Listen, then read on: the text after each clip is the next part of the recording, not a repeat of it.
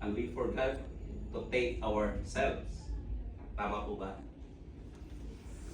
Parang malungkot ah. Tinamaan, Sir Danny eh. Tinamaan eh.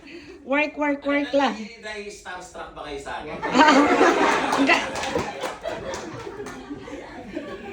Pogi eh, Ako pogi. personally as owner, marami akong responsibilities, ano? And things to manage every day. Yung mga commitments, and also my personal life. Diba?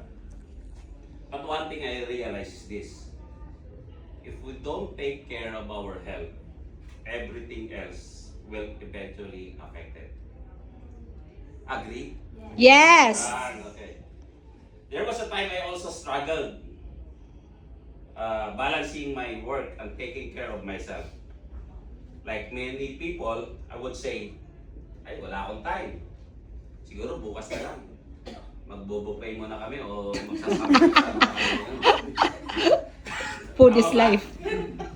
Totoo. But I realized that taking care of our health is not about having extra time.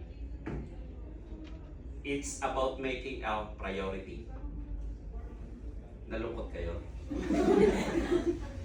So anong ginawa ko, no? Kasi siyempre, medyo lumaki rin ako eh. Ilang kilo ka, Sir?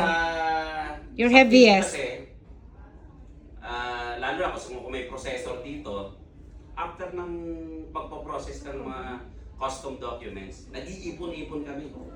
So nagiinuman, kain, kasi pagod eh. Diba? Yun yung pang namin, pang relief namin. Lalo sa mga mga lalaki, pagkatapos ng inuman, meron pang Happy hour. Happy hour. So, ano yung ginawa ko? So, I started with the small steps, no?